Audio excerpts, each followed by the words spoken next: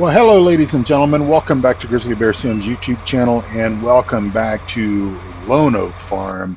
This is episode number 2, and we're going to get right into our action here for this episode. We are still in our first game day. Let me go ahead and bump my time up there to 5x. We're going to try to play at 5x for most of the game here. We're playing 9 game days per season. And really just loving this map. I do like the different plow textures that we're having here, and I'm looking forward to seeing so many of the other custom textures that both BulletBill and OxygenDavid have put into this wonderful map, and really getting into it. So hope everyone is having a wonderful day. It is late Sunday evening. The 22nd, I believe, of September. I believe tomorrow is the first day of fall or autumn for us here in the Northern Hemisphere. And really looking forward to it. Fall is my absolute favorite time, my absolute favorite season.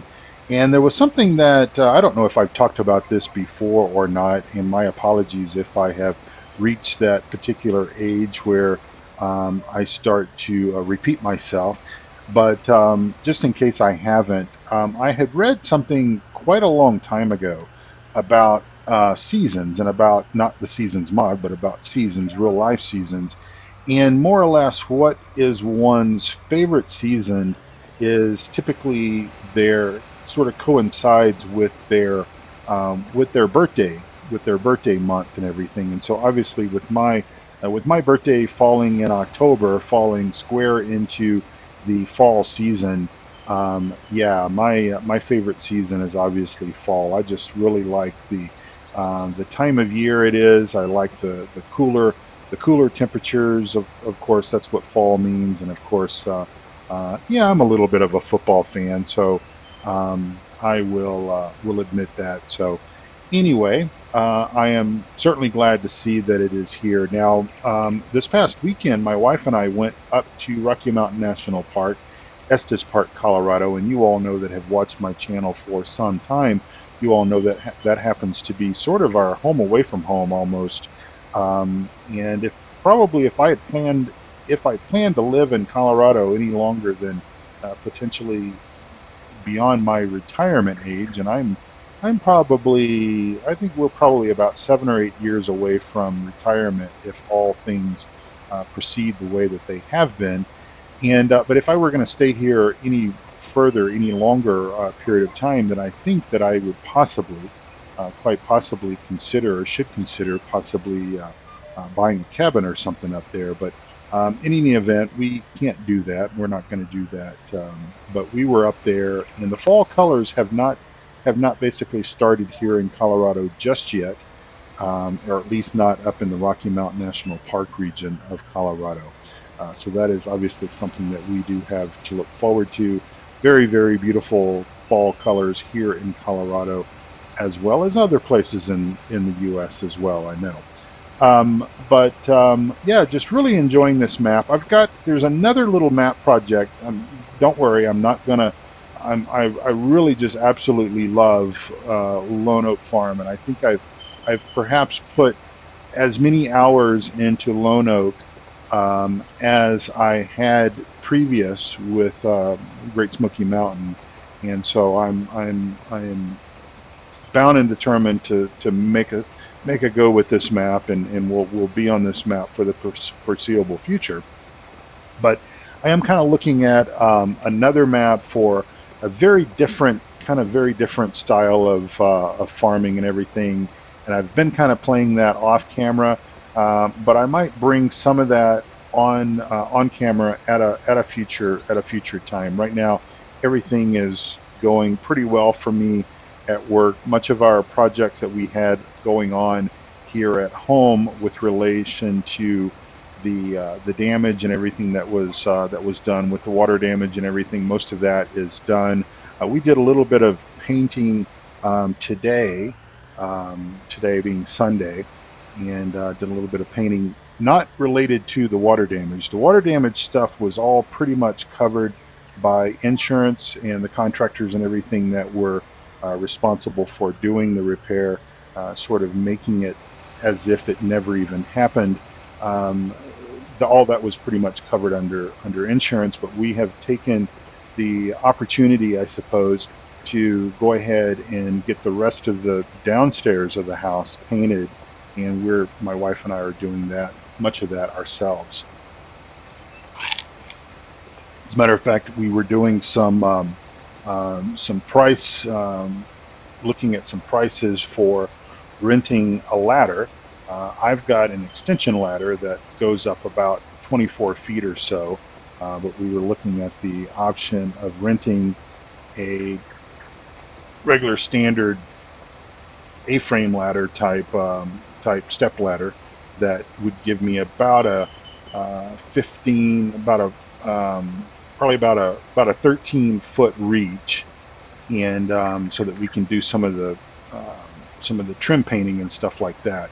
And so we're probably going to rent that, since that'll be a little bit easier, probably a little bit safer as well, because I can kind of do one man operation. I don't have to have my wife standing by holding the ladder and all that kind of stuff. So we try to do as much of our own work and everything ourselves if we certainly can. Now, I had posted on Discord earlier today that I was also in the process of building my wife a frame, a picture frame around a painting that we brought back from Belgium, a painting that her uncle had painted probably 30 plus years ago. Very beautiful painting. It hung in my wife's mother and father's home, and so it was not in a frame. And so we basically took it and we dismounted it from just the wood frame that the canvas had been mounted to.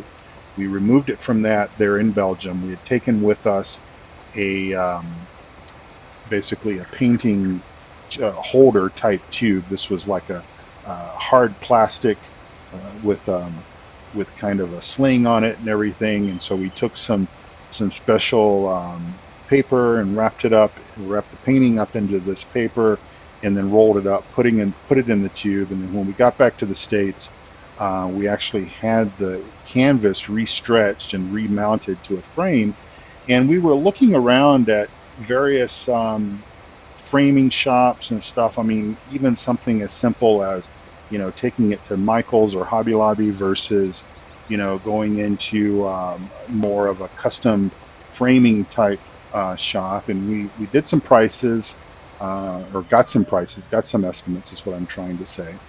And man, I tell you what, I mean, they just wanted an arm and a leg and maybe a few toes for this. And we were looking at the quality of the frames themselves were just not that great. And I told my wife, I said, well, you got me for Christmas last year.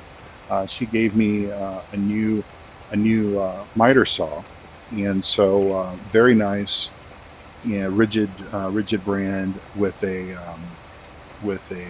contractor style stand and mount, and it collapses and everything, and so I can kind of move it out of the way, because my garage is somewhat limited in what I can put in there and everything. And obviously I've got a table saw and I've got other tools and everything. And so this miter saw, I said, you got me this for Christmas last year. I asked for it because I wanted to do some of that type of work. Plus we're kind of in the process of also installing crown molding in our house and trying to do some of that work myself as well. And I said, so let me take a stab at basically building a frame for it. And so I did that today, and that turned out really well. And got the miter saw all dialed in and everything, so I had good square corners and everything. And so it turned out really well. I just need to basically finish it now, as far as deciding what she wants to do. Whether I think she is leaning towards staining it. So just need to do some more sanding and stuff and get that ready to go. So that'll probably be a project that I will get finished maybe next weekend, if not, sometime before middle of October, I would think. Should be able to get that done. But other than that, still doing just other types of projects around the house. It has just been really wild and crazy the last since we've been back from Europe. It's just been one thing after the other. It was the water damage, getting that cleaned up, getting basically that section of the house, because anytime you have any sort of damage like that, and especially when it is insurance type work, insurance will cover having all of that section of that area repainted, the ceiling repainted.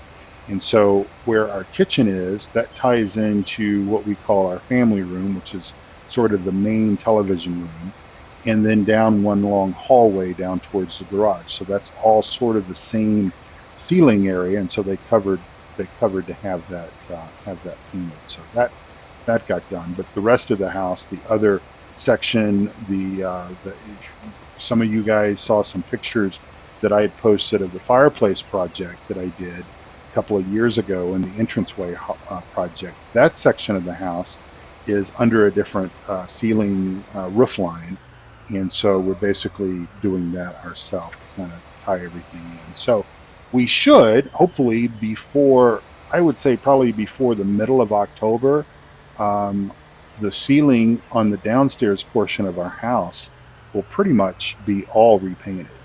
And we had done the walls. Funnily enough, we did the walls last year, and so our downstairs is going to be pretty much all with fresh new paint that is no more than, like I said, about a year old. So we're going to do something else that we're looking at getting some quotes and everything on, as I take a drink of my iced tea, is getting the rest of the windows replaced in the upstairs portion of our house. We had our windows replaced about 5 years ago. Had all the downstairs windows and doors replaced, put all vinyl siding or vinyl windows, very nice windows, new doors, everything put in. And then we had a portion of the upstairs done. And really the reason why we didn't have the entire thing done at that particular point in time was that was when we still had our cats.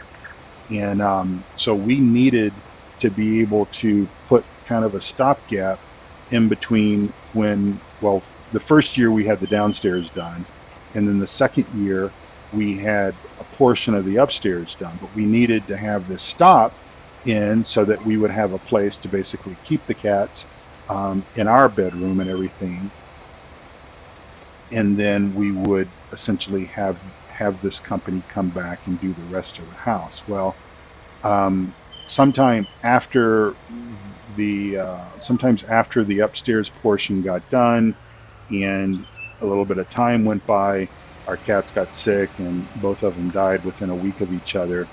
And I've talked about that plenty of times on the channel, I'm pretty sure.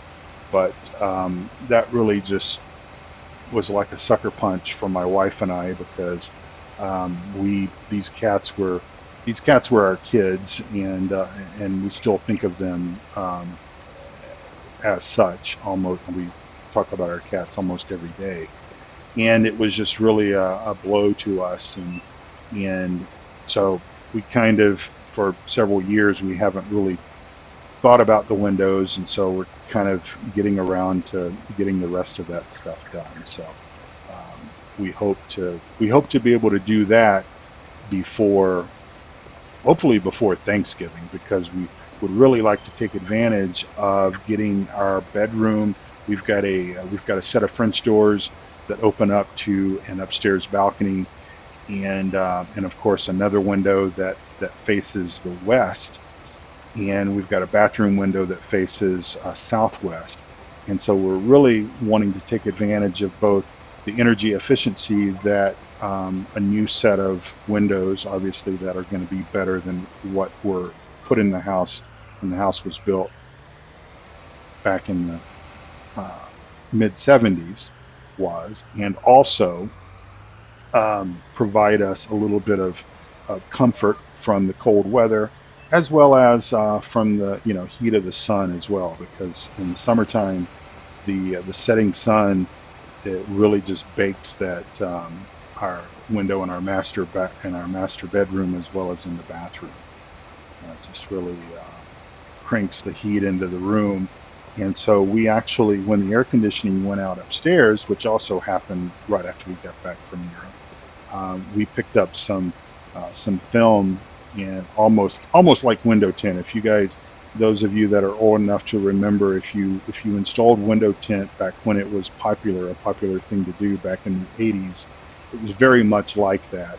And actually, that stuff that made a tremendous difference in the upstairs bedroom by just putting that film on the window, because that was able to, in addition with the curtains, the blinds, and everything that we already had there, that was able to cut out a lot of that heat that would come through that window. So we fully expect that once the new, you know, energy efficient windows and everything go in,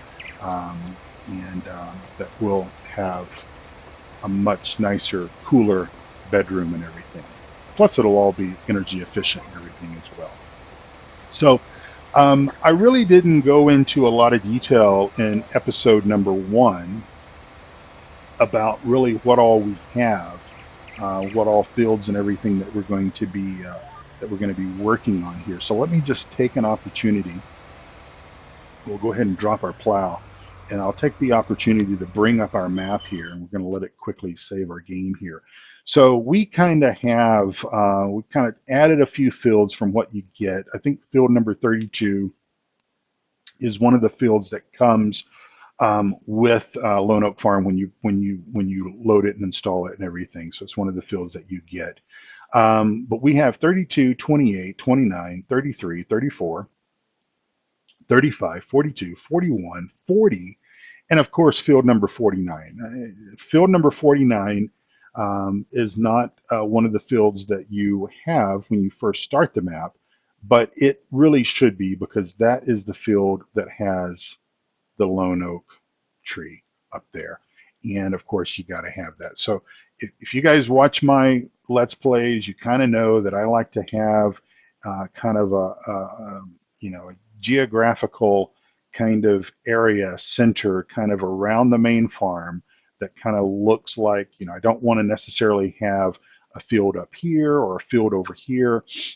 We may do some work on some of these fields. We may do some contract stuff or whatever if we just are running out of if we have more time than what we have projects to do. But I like to kind of keep things geographically situated around the main farm where it kind of makes sense and everything. So that's what we've got. And I'm kind of going through the process of figuring out what we want to plant where. And I think I talked about in episode number 1 that I do plan to do a little bit of corn, wheat on a couple of fields, canola on at least one field, and maybe some sugar beets. Sugar beets and potatoes are grown here in this portion of Oregon, but I'm kind of favoring sugar beets over potatoes for this particular Let's Play. And of course, we'll use one of the big machines to harvest that. So I'm really looking forward to getting things going. And of course, we've got a lot of grass fields. All of the fields around the main farm area. Again, let me just bring up the map. So fields 33, 34, 41. These are grass fields, and I think we actually sprayed slurry on 41 in episode number 1. I believe that was the field that we worked there.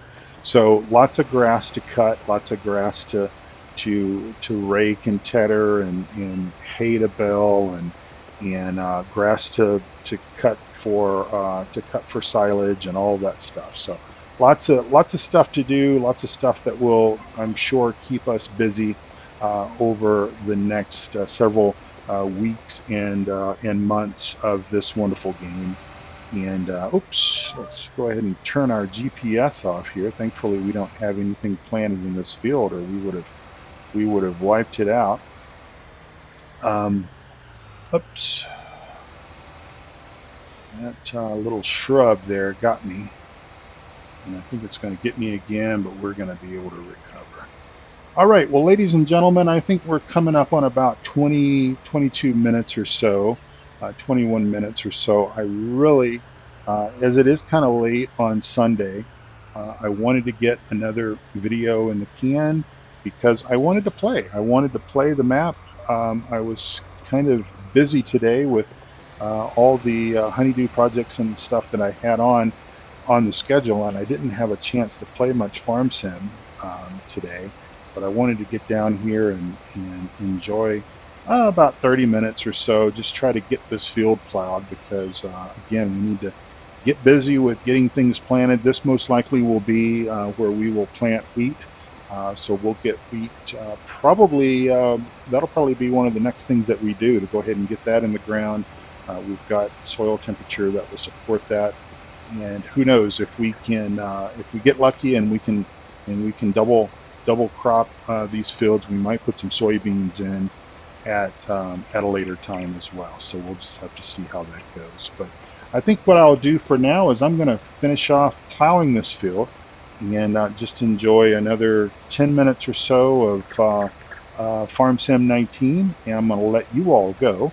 And I will get this video edited and uploaded and probably out on YouTube middle part of the week.